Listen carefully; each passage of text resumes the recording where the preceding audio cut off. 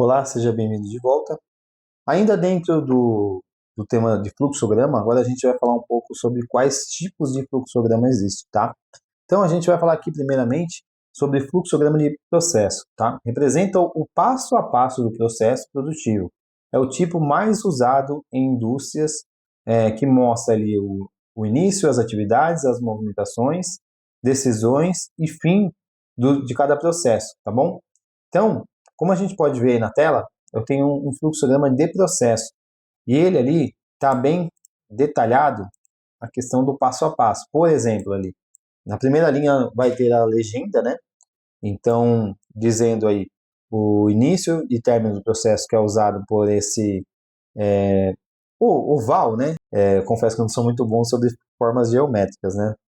O que foge de quadrado, triângulo, retângulo, oval, é, há uma certa dificuldade em decorar os nomes da minha parte, tá? Mas enfim, tem essa forma geométrica aqui, ou um oval aí, ou um quadrado com os cantos arredondados. Ele é indicado para início e término do processo. Depois nós temos esse quadrado, ou um retângulo, né, melhor dizendo, para designar o processo. E nós temos essa forma aqui, como se fosse um diamante, né, para indicar as decisões que têm que ser tomadas. Fora essas três formas, temos aí as linhas que indica a direção em que o processo deve ir, tá bom? Então, além dessa legenda, eu coloquei aqui porque eu coloquei um exemplo prático, tá? De uns processos que a gente fez, o fluxograma de uma das empresas que a gente prestou serviço. Então, ali nós temos em verde o setor comercial, temos o PCP laranja, o gestor geral, nesse caso azul, compras amarelo, produção vermelho, almoxarifado azul claro, logística roxo e faturamento rosa. Então, como funciona o processo dessa empresa, tá? Então, funciona da seguinte forma. O início, entrada do pedido de vendas. Então, aqui, no pedido de vendas, entrava o seu pedido dentro da empresa, realmente, venda consolidada. Aí, o que o setor comercial, veja, em verde, fazia? Ele fazia a comunicação de vendas para todos os setores via e-mail ou WhatsApp, tá? Vou chegar um pouco mais perto aqui para dar para enxergar um pouco melhor. O que o PCP, que é o setor laranja, fazia? Análise dos pedidos de venda. Então, o PCP tinha o procedimento de ver o pedido que entrou e analisar esse pedido. Consequentemente, eles iam fazer a análise do estoque de produto acabado. Então, ele tinha lá uma quantidade de produto acabado, e essa quantidade de produto acabado já tinha alguns produtos que estavam segregados para outros pedidos, e ali no final ele tinha qual que era o saldo atual dos produtos acabados. Então, daqueles produtos que estavam ali, parte era destinado para esse novo pedido, e outra parte era gerada uma requisição, uma ordem de produção, tá? Que depois viraria uma programação com todas as ordens de produção de produtos semelhantes, tá? Então, mas assim, poderia acontecer também da empresa ter todos os produtos no estoque e aí já ia direto para a área de expedição ou área de separação ali da empresa para que pudesse ser expedido, tá bom? Então, o PCP foi lá e analisou o estoque de produto acabado, ele tem aqui essa forma geométrica aqui, que indica uma decisão. Toda vez que ela aparece, é uma decisão que tem que ser tomada. Veja só, então, aqui a gente tem duas situações. Tem todos os produtos no estoque? Pode ser que o pedido que entrou tenha todos os produtos no estoque. Olha que legal, olha que bom. O que vai acontecer? Ele vai pular todo esse processo de não. Não tem. Se não tem todos os produtos, ele tem que seguir esse caminho, que já vou explicar o que é, rapidamente, daqui a pouco. Então, tem todos os produtos no estoque? Sim. Ele pula todo esse processo aqui e ele já vai direto para cá. Ó. E o que seria isso? Solicitação de faturamento de pedido com produtos do estoque. Então, ele pulou toda a parte de produção, toda a parte de fazer a programação, pedir para o almoxarifado separar, colocar na linha de produção e, depois de terminada a produção, enviar para o estoque. Por quê? Todos os produtos já se encontram no estoque, não precisa ser feita essa operação. Aí, então, a gente vai chegar aqui novamente. Vamos lá para o caminho do não, tá? Pergunta novamente. Tem todos os produtos em estoque? Não, não temos. Nós temos parcial, ou nós não temos nada. Vai ter que produzir tudo. O que acontece? Ordem de separação de produto para a segregação do pedido. Então, aqui, o que vai acontecer? O que eu já tenho no estoque, separa e segrega para esse pedido aqui. Pedido número 552, por exemplo. Ó, então, eu tenho uma lista de 10 itens. O item 2, 4, 6 e 8 eu tenho no estoque. Eu não tenho o 1, 3, o 5, o 7 e o 9. Então, eu vou pedir para produzir esses itens ímpares e eu vou segregar o 2, 4, 6, 8, 10 no estoque de produto acabado, que é destinado para o pedido 552, por exemplo, tá? Então, depois que fez a ordem de separação de produto para a segregação do pedido, ordem de produção dos produtos pendentes. Então, eu não tenho o item 1, 3, 5, 7 e 9. Então, vamos lá, vamos mandar produzir isso daqui. Análise do estoque de matéria-prima. Agora é a hora daquilo que eu preciso produzir. Eu não tenho algumas matérias-primas, outras eu tenho. Opa, o que acontece? Outro ponto aí de dúvida, que precisa ser tomada uma decisão, certo? Tem todos os materiais no estoque? Sim, tem. Ele vai percorrer aquele caminho até onde que a gente mostrou. Não, não tem. Então, o que vai acontecer aqui? Solicitação de compras dos materiais pendentes. Então, veja só, o pedido 552 entrou. Eu tenho 10 itens. O 2, o 4, o 6, o 8 e o 10, a expedição já separou e falou, ó, não mexe nesses itens, porque esses itens pertencem ao pedido 552. O 1, o 3, o 5, o 7 e o 9 precisa produzir. Tá legal. Então, se faz uma explosão de matéria-prima, né, que a gente costuma chamar. O que vai de matéria-prima para produzir esses itens que nós não temos no estoque? Vai determinadas matérias-primas. Metade eu tenho, metade eu não tenho. O que vai acontecer? O mesmo processo de segregação de matéria-prima. E aí entra a parte do não aqui, ó. Solicitação de compras dos materiais pendentes. Então aqui entra agora o que? Compras na jogada. O PCP, que é o laranja, faz a requisição de compras para o setor, ou melhor dizendo, nesse caso aqui, no organograma dessa empresa, exigia que o gestor aprovasse todos os pedidos de compra. Então ele passava o pedido para o gestor. Então o PCP fala, olha, preciso dessas matérias-primas aqui porque entrou um pedido de venda novo. Então, aprovação da solicitação de compras. O gestor ia lá e aprovava a compra. Aí, o setor de compras fazia as cotações. Aí ele recebia as cotações, identificava, como a gente disse na última aula, né, como usou o exemplo, qual que é o melhor produto, qual que é o melhor prazo e qual é a melhor condição de pagamento. Aprovou a aprovação da cotação de compras. O setor de compras, amarelo aqui, e levava até o gestor e falava, olha, eu tenho essas requisições aqui de compras desses fornecedores. E nesse caso aqui dessa empresa, o gestor aprovava. Não, então você vai fechar com tal fornecedor. Isso também poderia ser tomada uma decisão do comprador? Sim, poderia. Aqui, nesse caso, o comprador estava em fase de treinamento, era um funcionário novo, ele não conhecia muito do material, e eles até falavam, né? Vamos deixar dessa forma que a partir do momento que ele tiver autonomia para poder tomar as próprias decisões, a gente vai tirar essa etapa do fluxograma. Mas até então, quando foi criado, é assim que estava desenhado, tá? Então, aprovação da cotação de compras, aí entra a elaboração do pedido de compras, então era feito ali o pedido oficial, e era colocado esse pedido de compras num follow-up, que é uma planilha de controle de recebimento de material, se o material estava pendente, se não estava pendente, se o pedido foi recebido parcial ou completo, e assim por diante. Então, era feito ali, por parte ainda de compras, agendamento de coleta ou entrega de material. Ele foi lá, ele negociou, ele aprovou, ele colocou o pedido dentro do seu acompanhamento de pedidos a receber, e ele agendou com o fornecedor, olha, quando vocês entregam ou quando vocês deixam disponível para que eu possa retirar esse material, certo? Aí entra novamente o azul claro, que é o almoxarifado.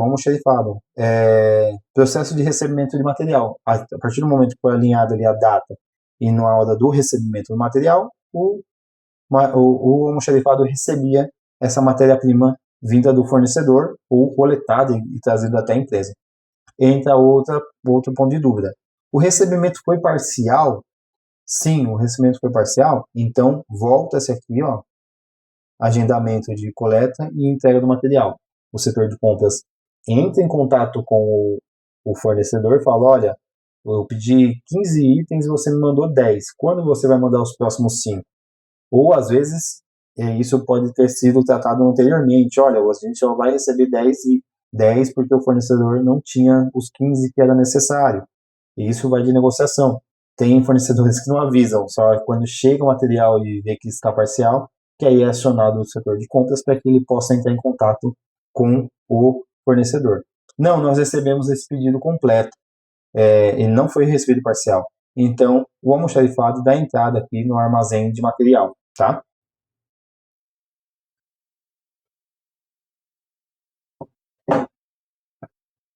Uma vez que o almoxarifado deu entrada aqui, ele faz a atualização do controle de estoque de matéria-prima. Opa, eu tinha um número X de matéria-prima, eu recebi um tanto de matéria-prima, eu tenho que dar entrada, para que o PCB possa enxergar que esse material já está disponível para a produção. Entra aqui, laranja novamente, o PCP fazendo a programação, agora que ele está vendo que a matéria-prima está toda dentro da fábrica, ele faz o quê? Atualiza a programação de produção, a produção faz a produção das ordens de produção junto com a programação, né? No caso aqui, a produção das OPs, ordens de produção, programadas.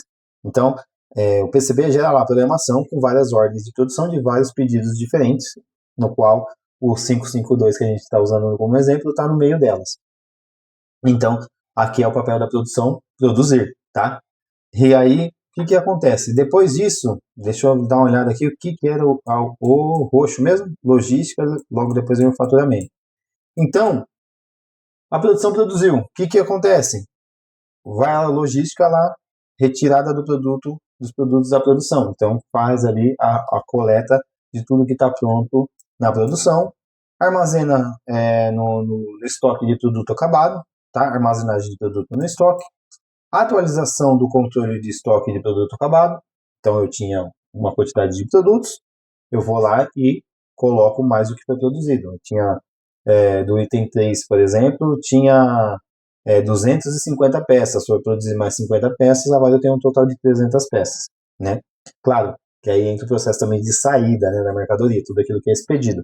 Mas aqui a gente está fazendo o fluxo de trabalho como um todo, desde a entrada do pedido até a entrega para o cliente, tá?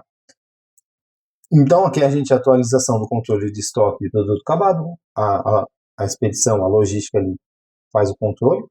E agora sim, somente agora, que a gente chegou novamente na solicitação de faturamento de pedido com produtos em estoque.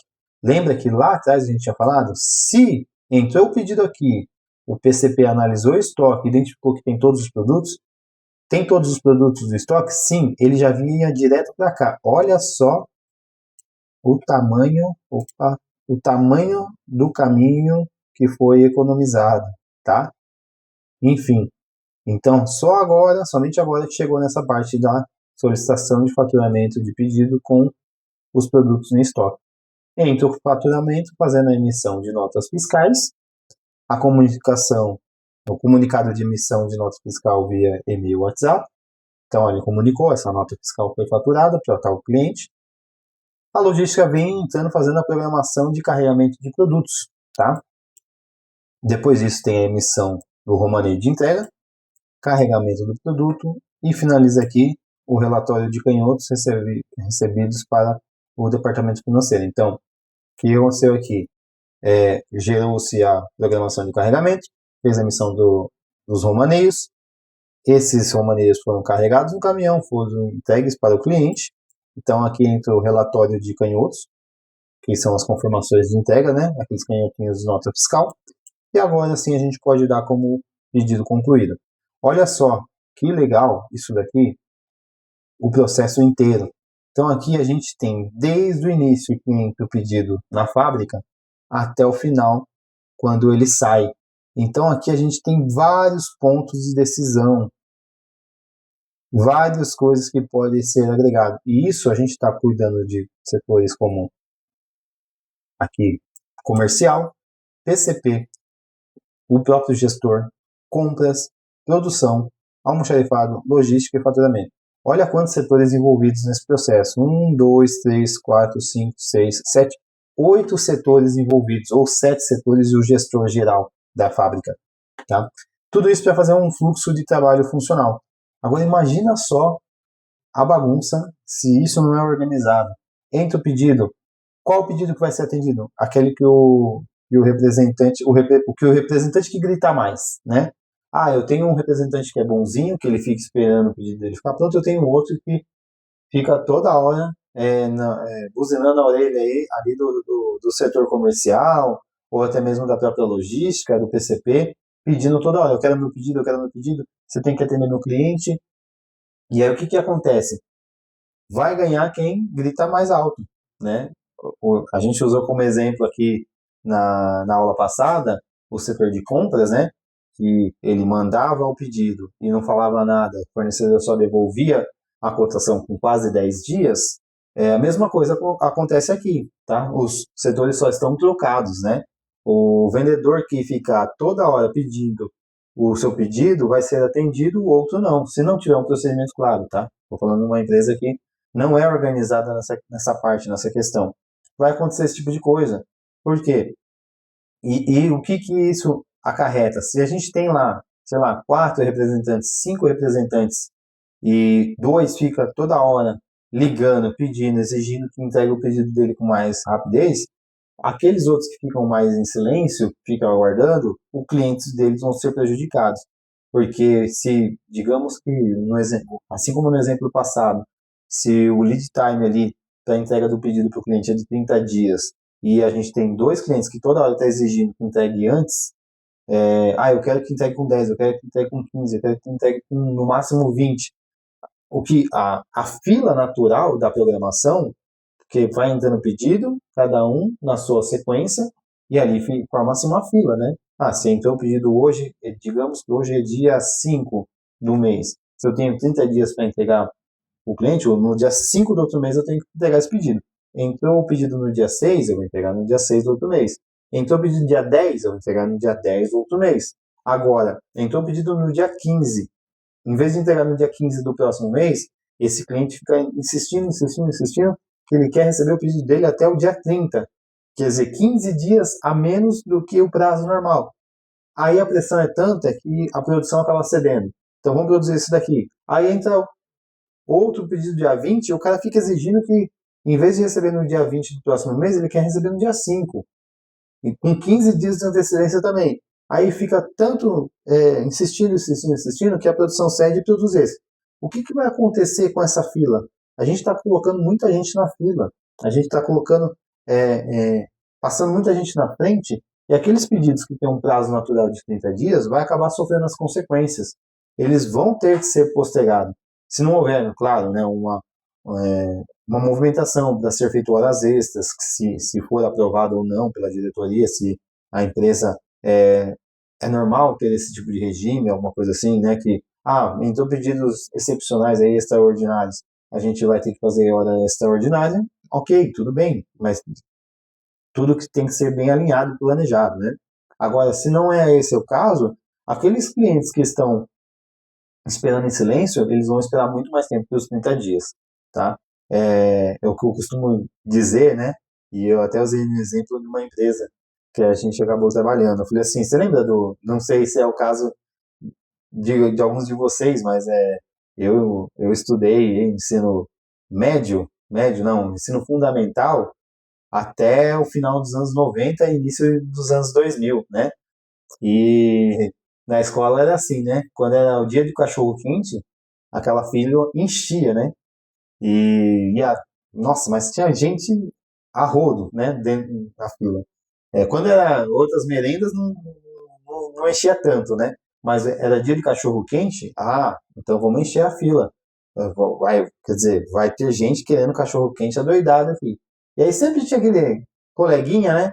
Que falava assim, me dá fila que eu te dou fila. Aí o cara entrava na tua frente, você tá aqui. o cara da tua frente dá fila para um amigo dele, que entra na frente e eles trocam, né? Ah, me dá a fila que depois eu te devolvo.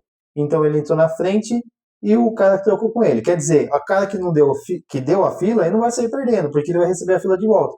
Mas você que está atrás dele, vai, porque entrou uma pessoa mais na tua frente. Então você vai demorar um pouco mais de tempo para conseguir o cachorro quente.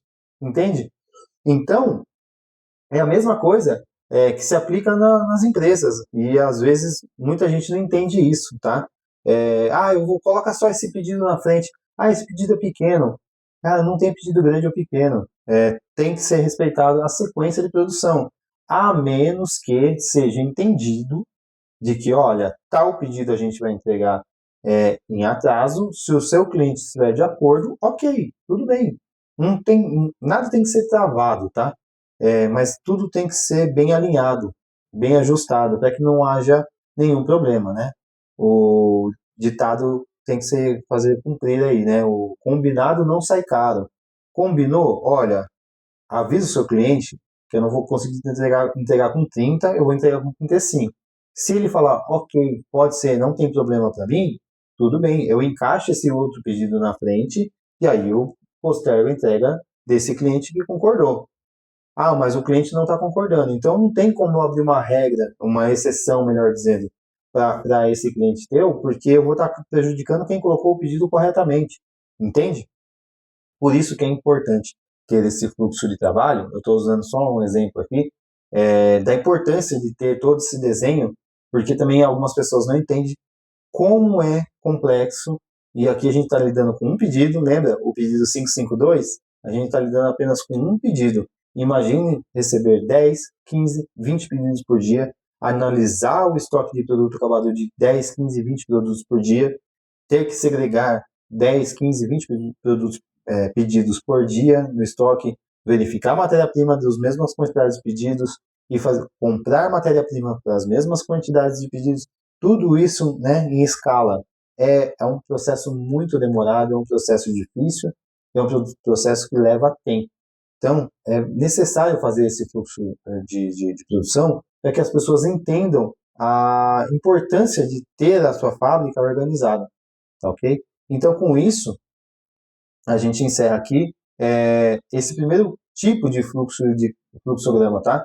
É justamente fazer um fluxo de processo bem ajustado e que você possa ter melhor eficiência com relação à tua produção, tá?